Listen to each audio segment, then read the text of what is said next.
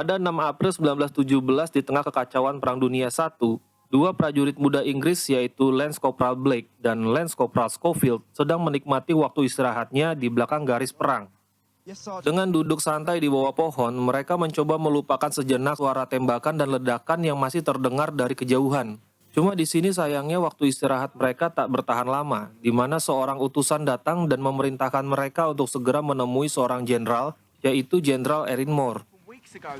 Erin Moore is inside, so tidy. Di tenda komando yang suasananya sangat tegang, si jenderal segera menjelaskan misi penting di mana mereka harus menyampaikan pesan darurat kepada Kolonel Mackenzie, yaitu pemimpin Batalion Devonshire, agar membatalkan serangan yang sudah mereka rencanakan ke posisi Jerman. Sebelumnya mereka diberitahu kalau Jerman telah mundur, tetapi data intelijen terbaru menunjukkan kalau itu ternyata hanyalah jebakan. Dan kalau pesan ini tidak diterima tepat waktu oleh Kolonel Mackenzie, maka ribuan pasukan Inggris akan mati sia-sia oleh jebakan pasukan Jerman ini. Jelas buat Blake misi ini sangat penting, soalnya kakaknya yang bernama Joseph juga berada di Batalion Devonshire, yang berada di garis terdepan yang pastinya bakal jadi yang paling pertama menjadi korban. Spontan Blake langsung setuju dan mengambil tugas ini tanpa ragu-ragu lagi. Sebaliknya buat Scofield yang meski pesimis dan terlihat terpaksa, tapi sudah terlanjur dan nggak punya pilihan lagi selain ikut juga dalam misi ini. Dalam waktu singkat mereka segera meninggalkan parit Inggris dan memulai perjalanan mereka yang berbahaya ke garis depan yang hanya mereka berdua saja, dan itu sungguh sangat apes sekali. Blake dan Scofield pergi meninggalkan parit Inggris dan segera memasuki wilayah yang dikenal sebagai No Man's Land, yaitu zona kosong atau buffer zone antara pasukan Inggris dan Jerman. Tempat ini benar-benar sudah seperti neraka, di mana mereka dikelilingi oleh kawah besar akibat ledakan ditambah tanah yang berlumpur dan genangan air di mana-mana. Terlihat jasad prajurit bergelimpangan di sana-sini, baik dari pihak Inggris maupun Jerman, menunjukkan telah terjadi pertempuran brutal yang terjadi baru-baru ini. Jasad yang bergelimpangan di atas lumpur sebagian ada yang sudah dimakan oleh burung bangkai dan juga tikus-tikus, namun sementara itu mereka tetap harus maju berjalan. Dengan terus melangkah perlahan dan udara yang dingin yang memperburuk suasana, Blake dengan waspada memantau area di sekitar mereka, sementara Scofield mengikutinya dari belakang. Jalur yang mereka pilih dipenuhi kawat berduri dan mereka harus berjalan sambil berusaha tidak mengeluarkan suara agar tidak menarik perhatian musuh.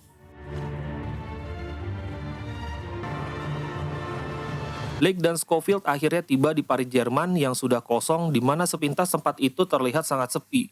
Namun suasana mendadak berubah karena seperti ada sesuatu yang mengintai mereka. Walau terpaksa mereka tetap harus maju, walau di sepanjang jalur mereka menemukan bukti kalau tentara Jerman sepertinya meninggalkan lokasi ini dengan terlebih dahulu memasangkan jebakan buat siapa aja yang mencoba memasukinya. Blake dan Scofield akhirnya sampai di dalam salah satu ruangan, di mana mereka menemukan kawat perangkap yang tersembunyi di antara kotak-kotak amunisi. Dan tiba-tiba, ya, terlambat buat Scofield yang baru menyadarinya. Sebuah ledakan besar menghantam mereka dan meruntuhkan dinding batu kapur di sekitar mereka. Blake yang masih bisa selamat, sedangkan apes buat Scofield yang ketimpa reruntuhan. Scofield yang batuk-batuk akibat mukbang kapur berusaha melepaskan diri, dibantu Blake yang spontan membantu dengan sekuat tenaga. Scofield akhirnya bisa keluar dari bongkahan bebatuan kapur yang berat. Walaupun masih sempoyongan dan terluka, mereka harus terus maju karena parit ini nampaknya bakal segera runtuh sebentar lagi. Beruntung buat Blake dan Scofield, dengan semangat THR yang baru saja cair, akhirnya mereka selamat dari jebakan gorong-gorong Jerman ini.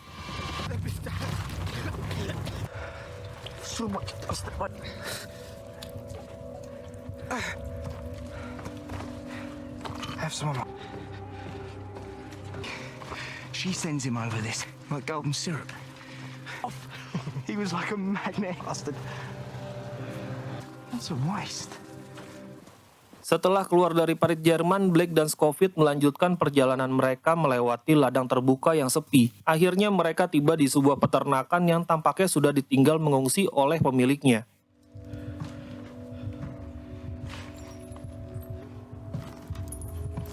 Di sini suasana langsung berubah menjadi terasa tenang seperti dunia yang berbeda dari medan perang. Padahal lokasi pertempuran tidak sampai 1 kilometer dari situ. Di sana mereka menemukan persediaan makanan berupa susu segar pada sebuah ember yang jelas kalau itu sengaja ditinggalkan begitu saja oleh pemiliknya yang sebelumnya pasti terpaksa kabur akibat perang semalam. Blake dengan bahagianya mengisi susu itu ke botol untuk cadangan minum mereka di perjalanan.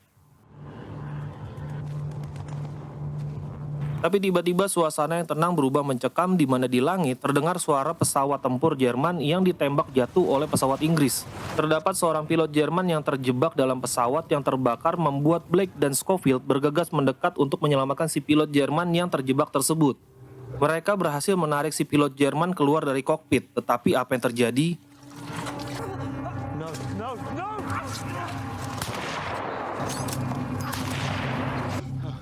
Blake yang sudah berbuat baik tapi malah dibalas dengan sadis oleh si pilot yang gak tahu diuntung.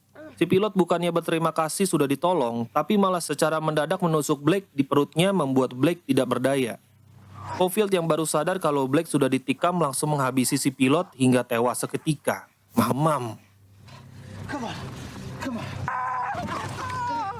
Sayangnya Blake terluka sangat parah, sepertinya dia tidak bisa tertolong lagi akibat kehabisan darah dan perlahan kehilangan kesadarannya. Sadar kalau dirinya sebentar lagi tewas membuat Blake meminta Scofield untuk menyelesaikan misi mereka demi menyelamatkan kakaknya dan ribuan nyawa tentara lainnya.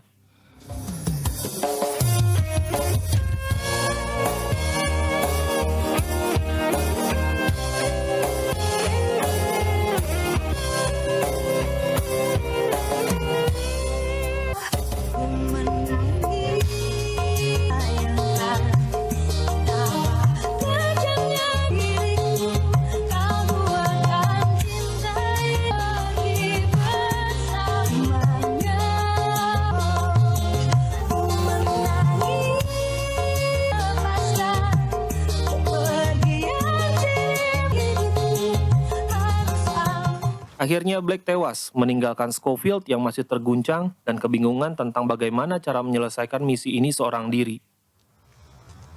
Pada momen ini Scofield yang awalnya pesimis sama misi ini, tapi karena kematian Blake ngebikin dia jadi bertekad untuk bisa menyelesaikan misi ini hingga tuntas. Scofield menutup mata Blake dan mengambil barang-barang pribadi Blake beserta surat misi yang harus disampaikan ke Kolonel Mackenzie. Disinilah Scofield dihampiri oleh pasukan Inggris dari divisi lain yang kebetulan mereka ini lewat. Beruntung buat Scofield yang kemudian dia ditawari untuk menumpang bersama mereka agar lebih cepat sampai ke kota tujuannya. Welcome aboard the night bus, Top. Where's Jackie? Shit, all down his back. Was that meant to... Clever. They know if they don't shoot the cow. Sayangnya di tengah jalan jembatan yang akan mereka lalui hancur membuat mobil tidak bisa melanjutkan rute itu dan harus memutar balik membuat Scofield harus turun dan kembali berjalan kaki seorang diri. Dengan terpaksa Scofield harus melewati jembatan yang sudah hancur itu. Tapi tiba-tiba Scofield ditembaki dari atas sebuah menara. Dengan perlahan Scofield berhasil memasuki menara itu dan menyergap si penembak.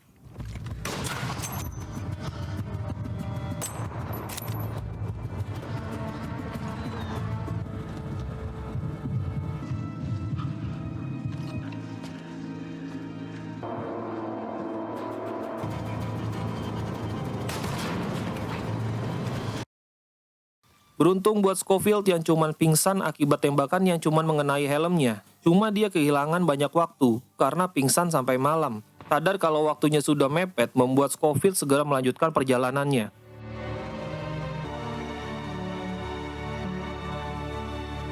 Sayangnya medan yang dilalui masih sangat berbahaya di mana masih banyak tentara Jerman yang berkeliaran dan menembakinya. Terlihat kalau kota itu sudah hancur habis terbakar dan karena Scofield kembali ditembaki membuat dia lari dan bersembunyi di sebuah bangunan.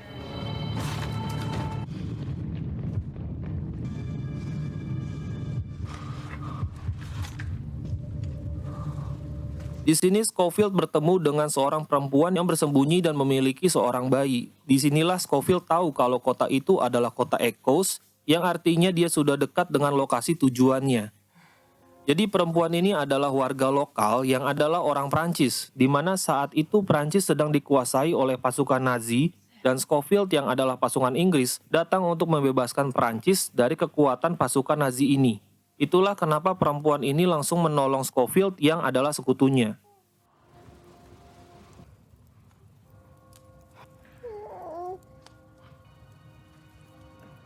Terdengar suara lonceng di kejauhan yang berbunyi menunjukkan kalau waktu itu sudah tepat pukul 6 pagi. Artinya Scofield sudah hampir terlambat. Menyadari itu, Scofield langsung melanjutkan perjalanannya. Suasana terasa penuh bahaya dengan bayang-bayang patroli Jerman yang bersenjata lengkap berkeliaran di sekitar. Scofield bergerak dengan hati-hati agar tidak dicurigai. Tetapi di tengah jalan dia hampir berpapasan dengan tentara Jerman yang lagi jackpot. Scofield memutuskan untuk bersembunyi, tetapi apesnya dia malah bertemu sama seorang prajurit Jerman. Spontan Scofield langsung membungkamnya, tetapi Scofield yang tadinya cuma mau numpang lewat, terpaksa harus ngabisin si Jerman karena dia teriak.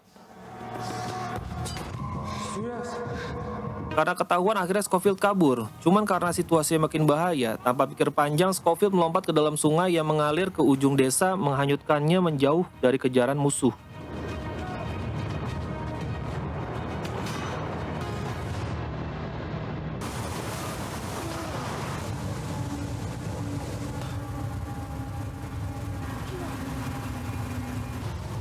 Scofield berusaha bertahan di permukaan air, mencengkram apapun yang mengapung untuk menjaga dirinya tetap bernapas. Sejenak Scofield merasa tenang dengan bunga sakura yang mengapung di air. Akhirnya dia terdampar di tepi ujung sungai. Dengan tubuhnya yang kedinginan dan lelah, Scofield berenang ke tepian melewati jasad-jasad tentara yang mengapung.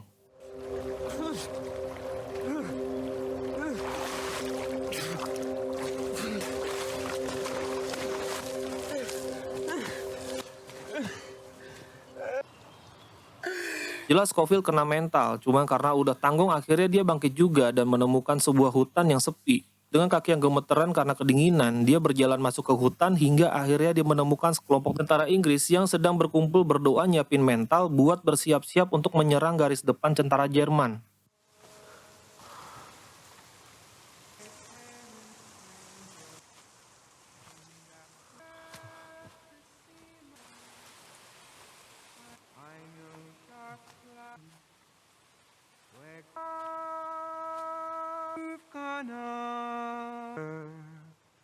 In I go,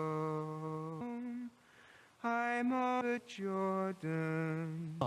He's bloody soaked. Scofield yang sudah kelelahan mendekati mereka dan memohon kepada mereka untuk menunjukkan jalan ke Batalion Devonshire. Scofield menjelaskan kalau dia ngebawa pesan penting yang harus mereka sampaikan ke Kolonel Mackenzie. Para prajurit meski bingung dengan kondisi Scofield, sadar dari cara bicaranya kalau Scofield lagi buru-buru. Ternyata pasukan gelombang penyerangan pertama sudah siap di garis depan. Di sini masalahnya Scofield harus nerobos barisan pasukan yang memenuhi parit Batalion Devonshire ini. Sementara waktu yang tersisa hampir habis, dan serangan akan dimulai dalam hitungan menit. We're about to go over. Direct orders from Army Command. We're in us up there quickly, you understand? Tanpa buang-buang waktu, Scofield berlari melewati parit-parit yang penuh sesak dengan tentara yang siap maju. Terlihat kalau prajurit-prajurit ini sedang sibuk mempersiapkan senjata dan perlengkapan. Namun Scofield hanya fokus untuk mencapai Kolonel Mackenzie dan menghentikan serangan. Dengan sisa-sisa tenaga yang masih ada, Scofield terus berlari tidak peduli betapa sudah capeknya dan terluka tubuhnya.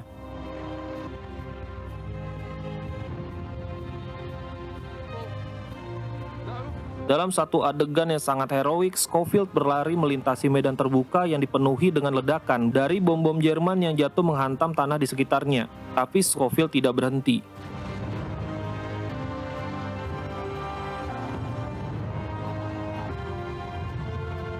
Scofield akhirnya berhasil sampai dan menyerahkan pesan Jenderal Erin Moore kepada Kolonel Mackenzie. Dengan napas yang terengah-engah, dia menjelaskan situasi mendesak yang akan mengancam batalion jika serangan diteruskan. This attack is not to go ahead. How are you? Lance Corporal, this attack. You're too late, Lance Corporal. Calling back my men only to send them out there again. This, Kolonel Mackenzie yang awalnya ragu akhirnya sadar kalau dia sudah dijebak dan memerintahkan pembatalan serangan. Disinilah akhirnya bencana besar yang hampir menimpa pasukan Devonshire berhasil dihindari. Turn the wounded.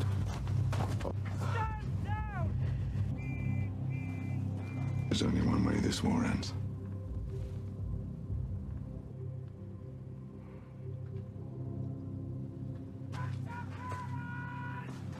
Well done, lad. Do you know where Lieutenant Blake is, sir? Misi Scofield akhirnya berhasil dan banyak nyawa terselamatkan berkat pengorbanan Blake dan keberanian Scofield. Namun dampak emosional dari keberhasilan ini tidak dapat dihindari. Ketika Scofield bertemu dengan Joseph, yaitu kakaknya Blake, Scofield menyampaikan kabar yang sangat berat, yaitu kematian Blake. Joseph yang mendengar kabar tersebut dengan perasaan yang sangat hancur mengetahui bahwa saudaranya telah mengorbankan nyawanya demi menyelamatkan ribuan orang termasuk dirinya.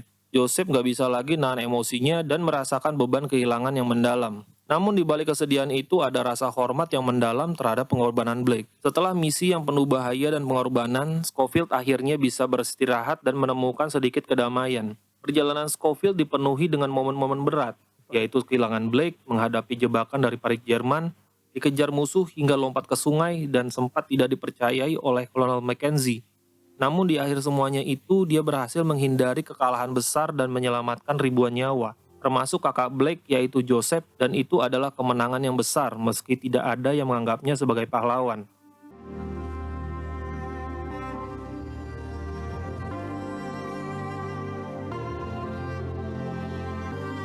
Ia duduk sendirian di bawah pohon di tempat yang mirip seperti di awal film, tempat dia memulai misi berbahaya yang berlangsung hanya dalam satu malam saja.